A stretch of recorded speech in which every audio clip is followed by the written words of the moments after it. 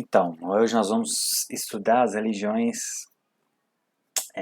asiáticas, que são mais distantes da gente, então por isso que elas são, a gente vai passar mais rápido, porque a gente foca no que é mais relevante para a gente, né? É curiosidade, né, a gente saber, mas a gente tem pouco contato com essa cultura. Então a gente tem que focar energia naquilo que a gente tem mais contato para a gente saber responder para a gente mesmo e depois responder aqueles que pedem a razão da nossa fé, né, como a Bíblia diz. Então, o hinduísmo, a gente fechou as três monoteístas e agora a gente vai voltar na linha do tempo, porque o hinduísmo é muito antiga também, é tão antiga quanto o judaísmo. Mais antiga que o judaísmo, na verdade. E hindu significa indiano. Então é uma religião que surge muito ali naquela região da Índia.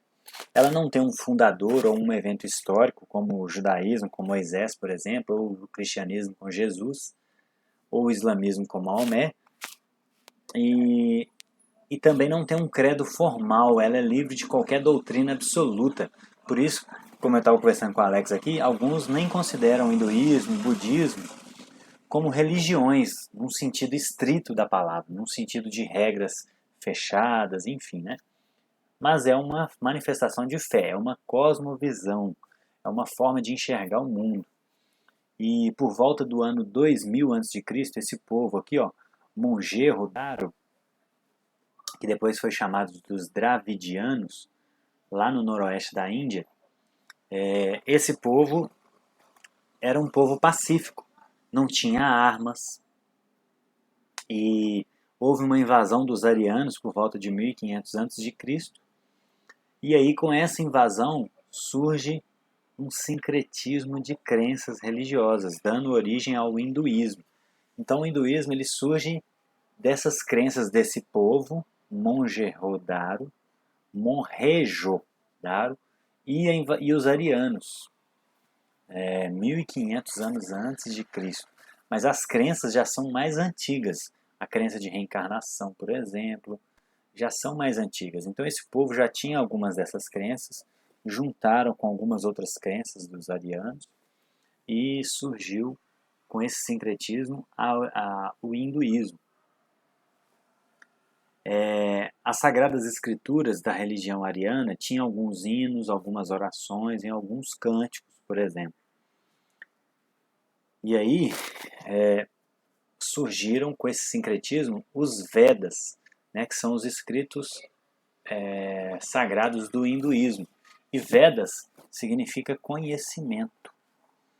Então são compostos esses Vedas, começam a se compor, tá vendo?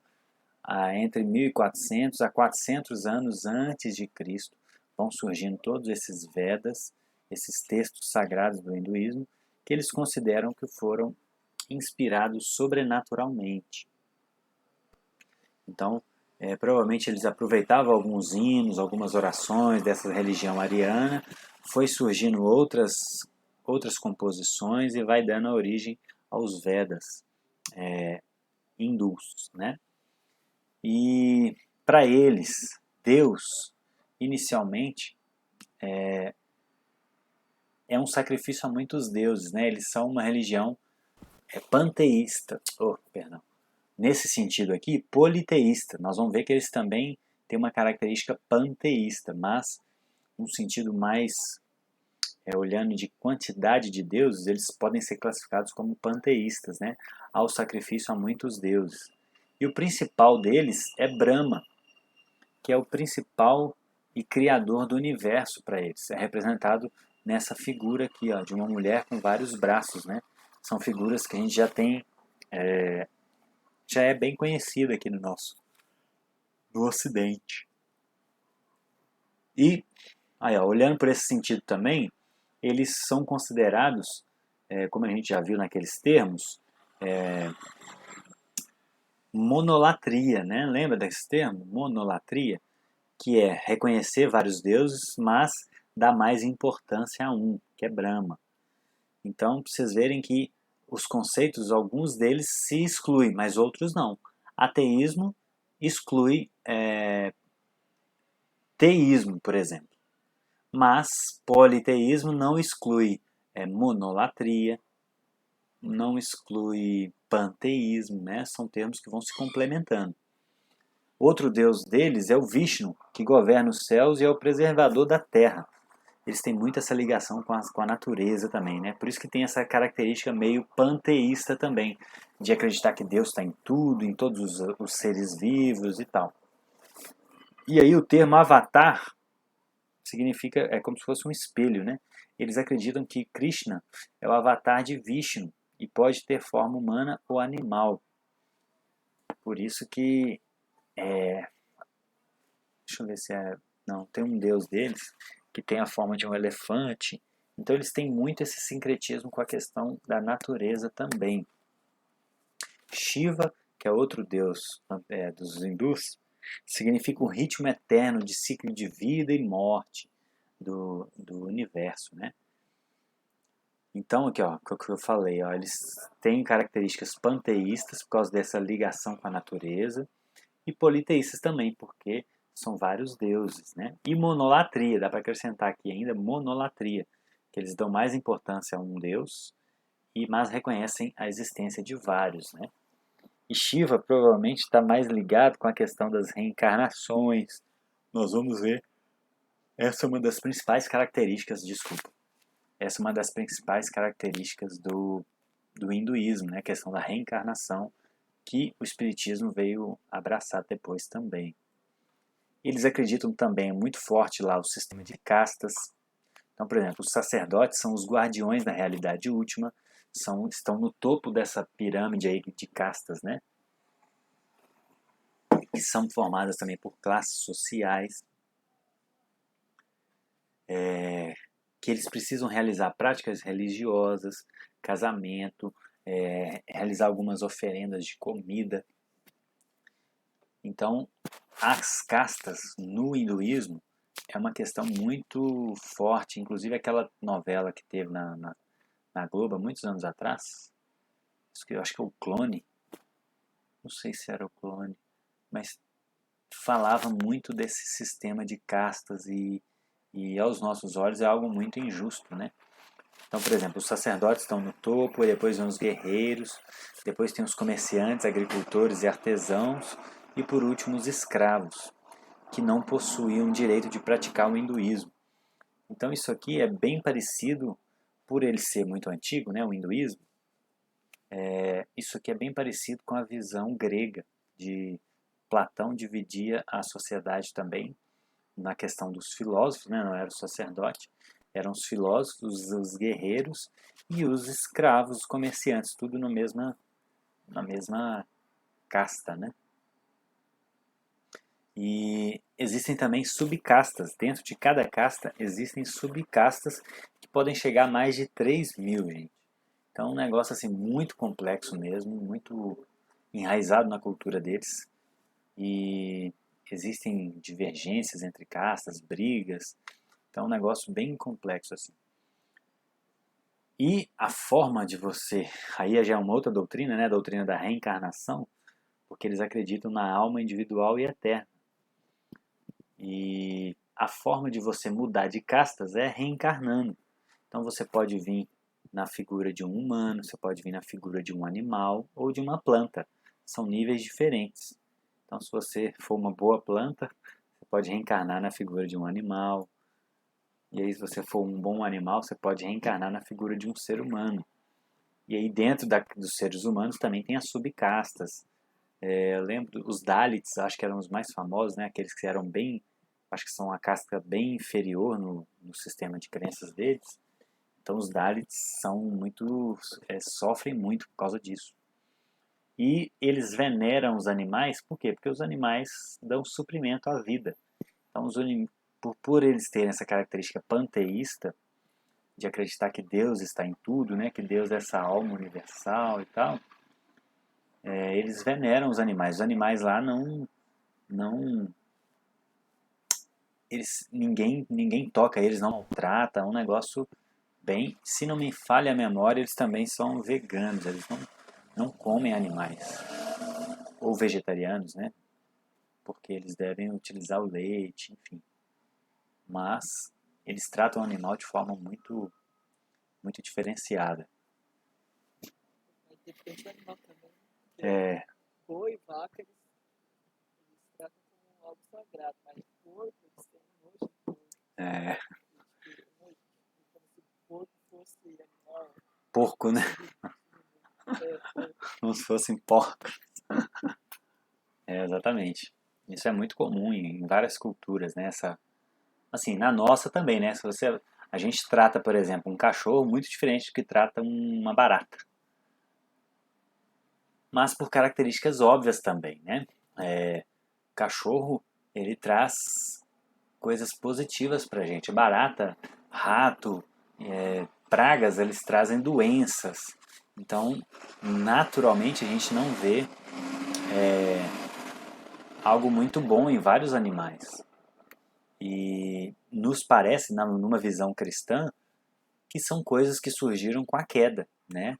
Essas pragas, esses animais que trazem doenças são coisas, não animal necessariamente, talvez existia rato, mas aí com a queda ele passou a transmitir doenças, né? Enfim, então a visão bíblica é um pouco diferente aí. A questão da salvação, então, para eles é se libertar desse ciclo de reencarnações, chegar ao topo, né? Você vai subindo, dentro dos seres humanos você vai subindo de castas até se unir ao Brahma, que é a alma universal. É bem parecido com o Nirvana dos budistas também, né? Porque muitas elas se confundem em alguns pontos. E aí o karma é aquilo que determina a nossa vida futura. A gente não pode fugir do karma que a gente está agora. Apenas karma é isso. Você pode mudar o karma só de uma próxima vida. O seu karma hoje foi determinado por uma vida passada, por exemplo. E para subir de casta, você tem que obedecer às regras da casta atual, né? E para se libertar desse ciclo, se você tiver mais karma bom do que mal, aí você se liberta desse ciclo e se une ao Brahma, né? E para alcançar isso existem 3 caminhos. Primeiro, o caminho da atividade, que é o dever diário, que são as cerimônias, o casar, o trabalhar, o criar filhos religiosos, né? Isso são o caminho da atividade, que tem a ver com o dia a dia, para mudar de casta. O caminho do conhecimento, que é o quê? Meditar numa floresta, praticar yoga, fazer autoflagelo. Esse é menos popular, né? A maioria das pessoas estão aqui, ó. E por último, o caminho da devoção, é a adoração aos deuses, que é a atividade religiosa. E são mais de 330 milhões de deuses na cultura, na cosmovisão hinduísta. Então perceba, como eu já falei, que salvação para eles, assim como para os muçulmanos, tem muito a ver com fazer alguma coisa, né? Como a gente viu na cosmovisão cristã, você não faz nada para ser salvo, você faz porque foi salvo gratuitamente, diferente, né? Aqui, ó, são uma cerimônia religiosa de autoflagelo, que não é muito comum, né? Não é a minoria das pessoas está disposta a passar por isso. E aqui, ó, aquele deus que eu falei, se não me engano é Shiva, que tem esse formato de elefante também, né? É, Elefante, para eles, é o animal mais sagrado? o Alex, eu acho que é por causa do tamanho. Por ser um dos maiores animais da Terra, né? Eu acho que eles veem essa questão de força. Então, eu acho que eles misturaram Shiva, deixa eu ver aqui, Shiva, eu acho que foi Shiva mesmo. Depois você joga no Google aí, você tá com o computador aberto, Deus formato de elefante, pra ver. Talvez esse formato do Shiva como elefante, talvez seja aqui uma região que tenha muito elefante, né? Na Índia tem muito, né? Então, Porque nas mitologias, tipo, aqui do, sei lá, mitologia daqui do México, acho que é. Qual povo que era do México? O povo é, antigo? os astecas, Aztecas, falam que os aztecas e a mitologia de lá falam que a gente foi dormindo Aham. Porque lá a plantação de milho é muito forte.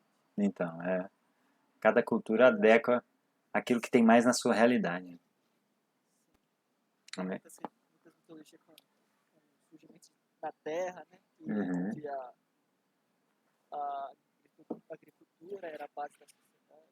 Sim, muito interessante. Que é o caso da cultura semítica, né? Da cultura judaico-cristã. Ali era muita terra. O nórdico também, que usava muita madeira,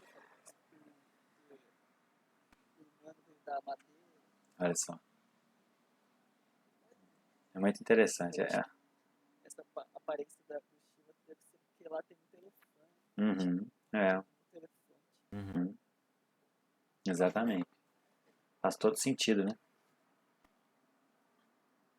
E aqui é um templo hinduísta, em São Paulo. Ó.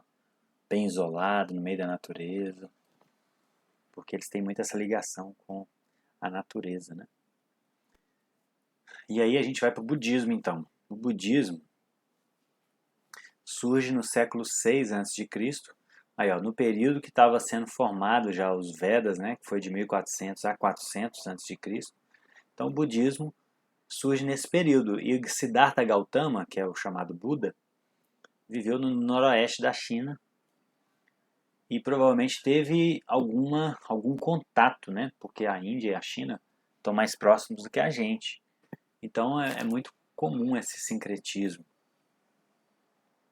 E os pais de Siddhartha, eles viviam no Nepal e eles eram líderes lá, eles eram governantes lá no Nepal, né? E eles cresceram achando que Siddhartha, eles tiveram visões, né, de Siddhartha que ele seria um líder mundial. Então eles tinham muita expectativa sobre a vida dele. E aí eles tentaram preservar ele dessa maldade do mundo. Ele viveu trancado atrás dos muros do palácio até os 29 anos,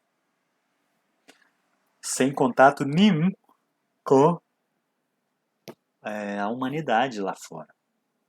E aí, com 29 anos, ele finalmente sai do palácio e quando ele chega do lado de fora, gente, ele fica chocado, porque ele começa a ver pessoas doentes, começa a ver pessoas sem condição financeira, passando fome, morrendo.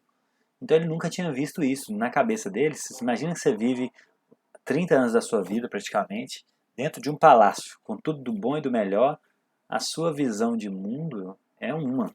Aí quando você sai para a realidade e vê aquilo tudo, isso chocou muito ele. E aí ele rapou a cabeça, foi para a floresta meditar, começou a fazer jejuns muito severos para encontrar espiritualidade, né? Para tentar entender por que de tudo aquilo. E muito compreensível o que ele passou, depois de tudo que ele viveu, né? E segundo a tradição budista, em algum momento ele despertou após uma noite de meditação e ficou iluminado, né? Alcançou a iluminação. Por isso ele é chamado de Buda, né? O iluminado. E na visão dele, ele basicamente o budismo, a filosofia budista, por isso que ela é chamada também de religiões filosóficas, como a gente viu lá. Porque é muita filosofia, não tem um Deus pessoal, é um negócio mais aberto. É um negócio mais light, para você alcançar, viver bem, não tem muita regra estrita, não tem muita verdade absoluta, não tem dogma, né? Enfim. E ele prezava pelo caminho do meio, essa era a máxima dele. Ele tinha que eliminar os prazeres extravagantes e a autoindulgência exagerada também. Então, prezar sempre pelo caminho do meio. E ele achava que o sistema de castas era opressivo, tá vendo? Ele teve contato com o hinduísmo e aí ele faz esse rompimento com esse sistema de castas. Começa a ensinar que isso não é justo. E aí inicia-se o budismo por causa disso, né? E a vida do caminho do meio tem 4 verdades. Primeira, a vida é apenas sofrimento. A existência é dolorosa, né? E por isso a gente vai reencarnando para tentar mudar essa realidade também. E para ele a causa do sofrimento é o desejo e a cobiça, né? O desejo gera apego à vida. Então, por exemplo, a pessoa que suicida, ela tem um karma negativo, ela vai reencarnar pior na próxima vida. E ele acreditava também, a terceira verdade, que há um caminho para sobrepujar os nossos desejos, a nossa cobiça, que é o quê? Menos ignorância, que gera menos desejo. E aí a gente tem o início do Nirvana, que é o estado final de iluminação, a libertação do ciclo de sofrimento. Então, o caminho para o Buda, para o budista, é diminuir a ignorância e assim ele vai ter menos desejo para alcançar o Nirvana.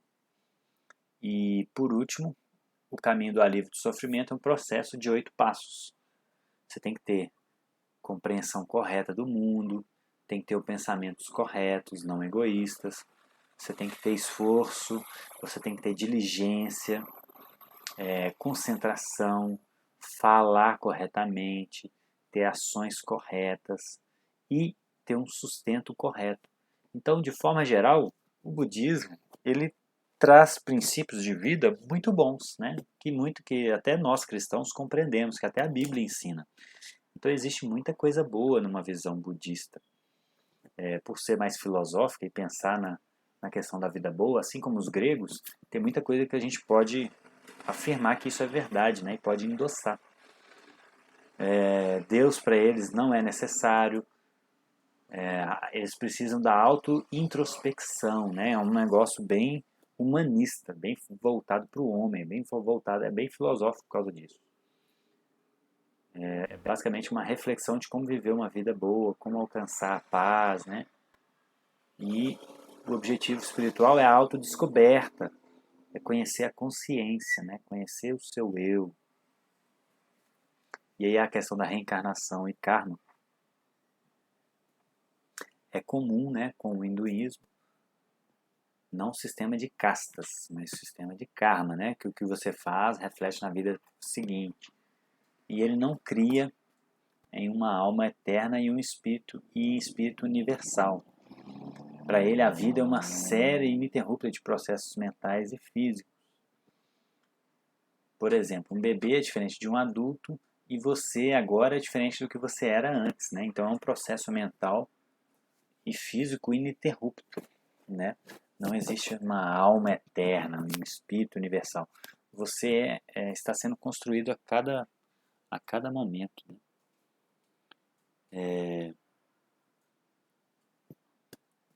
E aí existem algumas variações. Por exemplo, no norte da Ásia, no Tibete, tem os budistas Mahayana. E no sudoeste tem os budistas... Deixa eu ver, alguém chegou aqui.